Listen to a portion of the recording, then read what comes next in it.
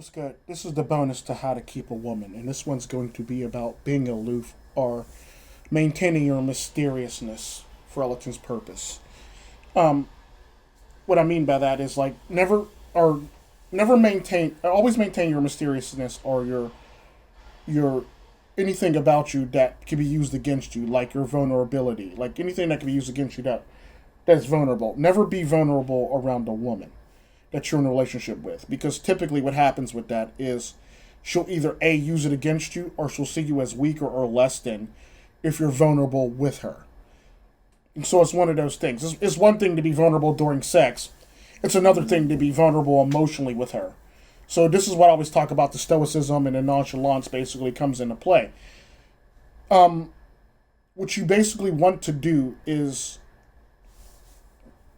you want to always maintain your anything that can actually be used against you or be told to one of our friends or anything that can be shared with public that you don't want shared with public, you typically want to keep it to yourself. Anything that makes you vulnerable or makes you look like a vulnerable person or a weak person, keep it to yourself. So if you cry during, which is this is just some random example, if you cried during a movie or a play, keep it to yourself. If you if you had some tragic stuff happen to you in the past, keep it to yourself. Never convey it to your significant other, because at that moment in time she sees you as weak or less than her for the fact that you're emotional and you're vulnerable about something like that. So you want to keep it to yourself for this reason, because if you don't, then it can be used against you in negative ways. And the sad part about that, women are always known to hit below the belt when it comes to stuff like this, especially when they're angry at you for Lord knows whatever reason they're angry with you, angry at you with for all intents purposes. So yeah, never ever tell her anything that makes you vulnerable or that makes her think you're a very vulnerable person and could be weak and need to be cast aside. So you basically want to keep all the stuff that is very private, everything that you hold near and dear, closer to you and closer to your heart and closer to the chest and further away from her.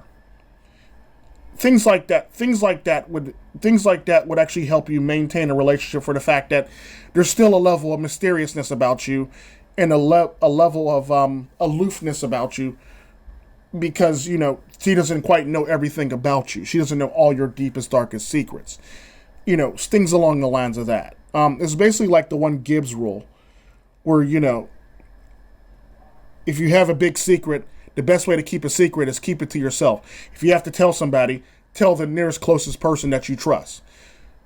Unfortunately, I don't believe in telling the nearest closest woman that you trust for that reason, because this can always backfire in your face, typically because women will, take shots at you or take jabs at you using this information against you for this very reason.